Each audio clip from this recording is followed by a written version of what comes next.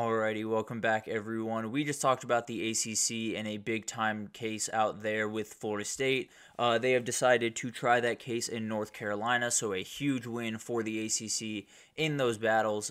We will definitely keep you updated with everything happening there. But let's jump into spring games. Actually, before we jump into spring games, I do want to remind you all we get tons of questions and comments throughout the show.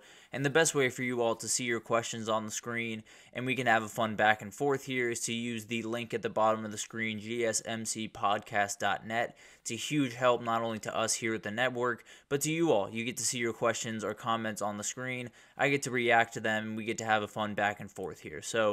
But let's jump into spring games because there were three ones that were absolutely huge on Saturday. Three teams that everyone is going to be watching very, very closely, and that is Clemson, Auburn, and North Carolina State. Now, let's start with Clemson because I feel like that's where a lot of the attention was on Saturday. Let's start with a little bit of bad injury luck. They had their center go down, their number one center, which has been a 4-year player for them, a huge piece to that offensive line, went down with what looked like an ankle injury from what I saw. Harris Sewell came in and played most of the game, did very well, but they're definitely going to want their starter back, obviously. It totally makes sense. Linthicum, I believe, is his name. I couldn't quite hear the broadcast quite clearly enough, but they're definitely going to want him back because this running game is going to be super important, especially with someone like Phil Maffa, who is a in-between-the-tackles type runner. Will definitely run down someone's throat, but you need good offensive line play to make that happen. So that's definitely something to watch. We'll keep you updated as kind of injury news comes out on him. And then the show of the day was Bryant Wesco, the guy that everyone was kind of watching, the guy that everyone wanted to talk about for the majority of the day. He had a beautiful touchdown catch over the shoulder with a really, really good throw from Trent Pierman, who had an awesome day. He is the backup quarterback there behind Clay Klubnik. He had a long touchdown run, definitely has a little bit of athletic ability about him, juked out a linebacker and took it about 78 yards, I think. So he's someone that if you're worried about Cade Klubnik going into the season, if you're worried he might get, even if he goes down with an injury or something, Trent Pierman looks very, very confident in that field and in this offense. So it'll be very interesting to see if his services are needed and if they are, how well he adapts to that. But one of the things that I think everyone noticed going through this game is Dabo Swinney is absolutely going to be in media when he retires. This dude was all over the field. He was so excited to be interviewing former players and current players and coaches, and he was all over the place. So I think that is definitely what his plan will be once his time at Clemson, South Carolina is done. But he's not necessarily going anywhere anytime soon, and I don't think Clemson fans want him to go anywhere. Another big thing that happened during this game, Jamal Anderson, a linebacker, had a pick six off Christopher Vizina where he just straight up went up and grabbed it from him. And he is actually the son of the legend that invented the Dirty Bird. So big fan of him.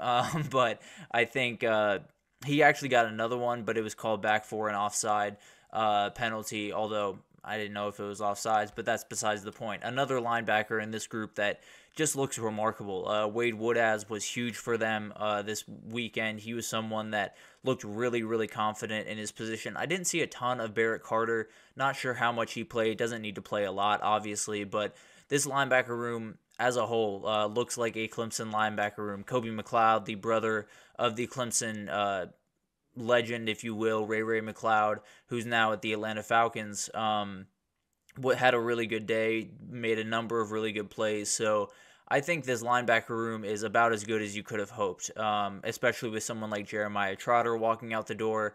You have Sammy Brown walking in the door, which is absolutely huge as a very talented young freshman. Made a couple of plays in this game, definitely looked really good, but Wade Woodaz was definitely the MVP on the defensive side of the ball for sure. He was someone that was just all over the field the entire game.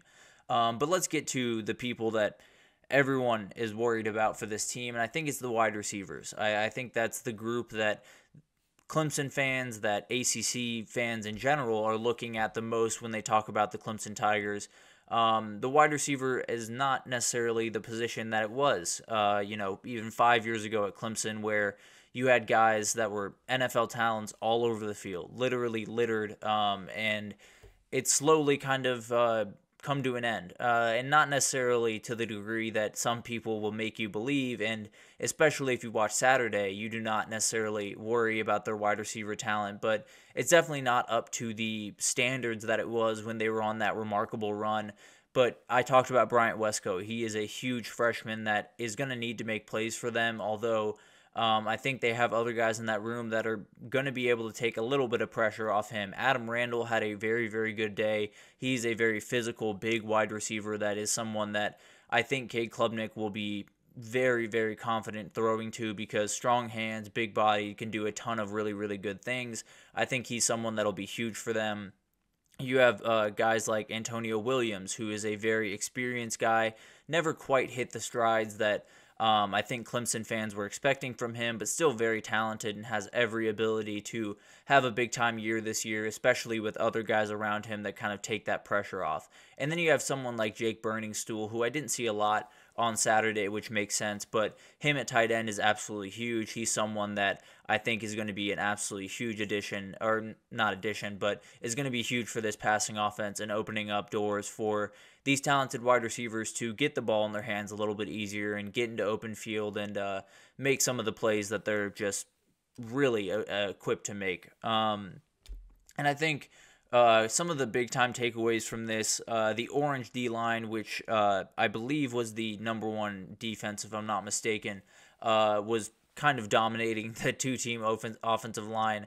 You're definitely going to need health at that offensive line. We talked about the center going down earlier, so health is going to be a huge thing for Clemson if the spring game is any indication of how that second-team O-line is going to hold up, because it was rough pretty much from start to finish. Now, it could be not a big deal. It could be a huge deal, depending on how much you think this Clemson D-line is going to be disruptive, because as we know, this is kind of a zero-sum game, especially on the line of scrimmage.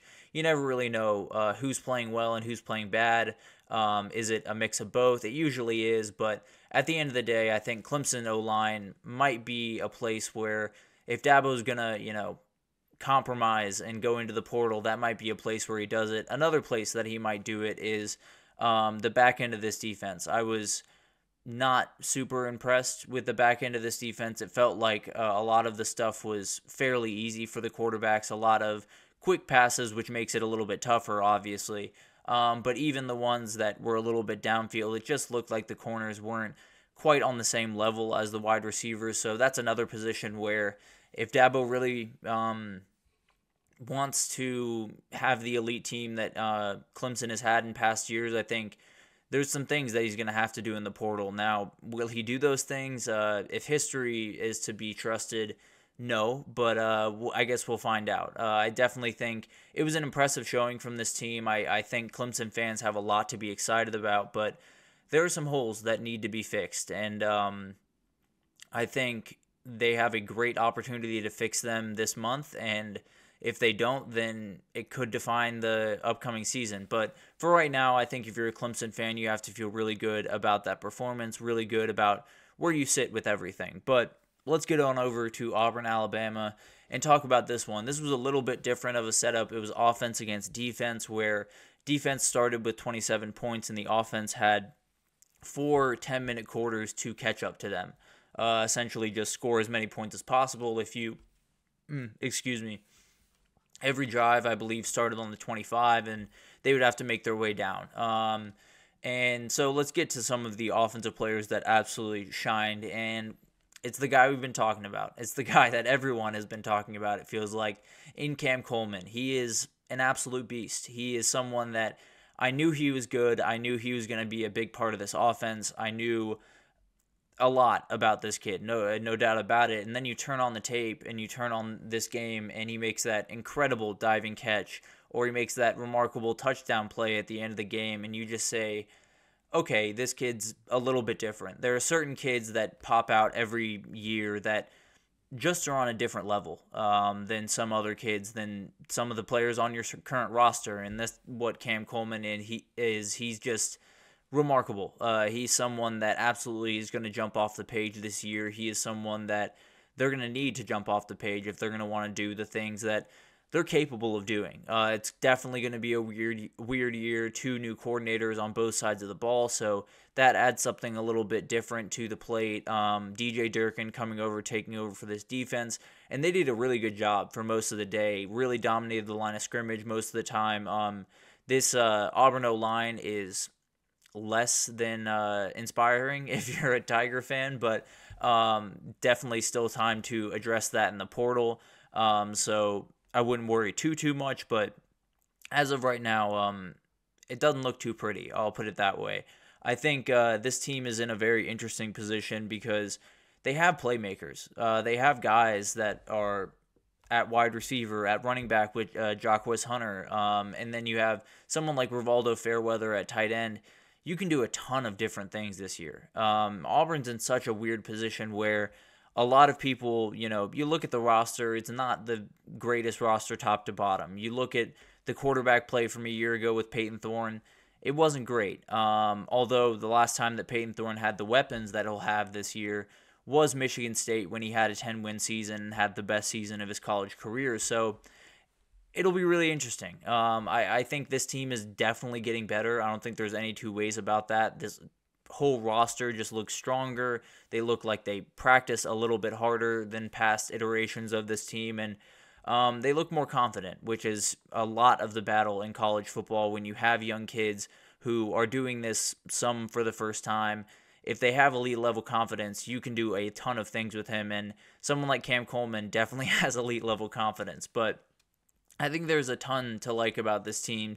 They did have a remarkable day kicking the ball. Towns Magoo nailed all the kicks. I believe he kicked 7 kicks during this game. So the offense was, not great at finishing in the red zone, but at the end of the day, got the win on that crazy play by Cam Coleman at the end. But Towns Magoo hit a 58-yarder for the offense, so absolutely huge. He's someone that is just remarkable.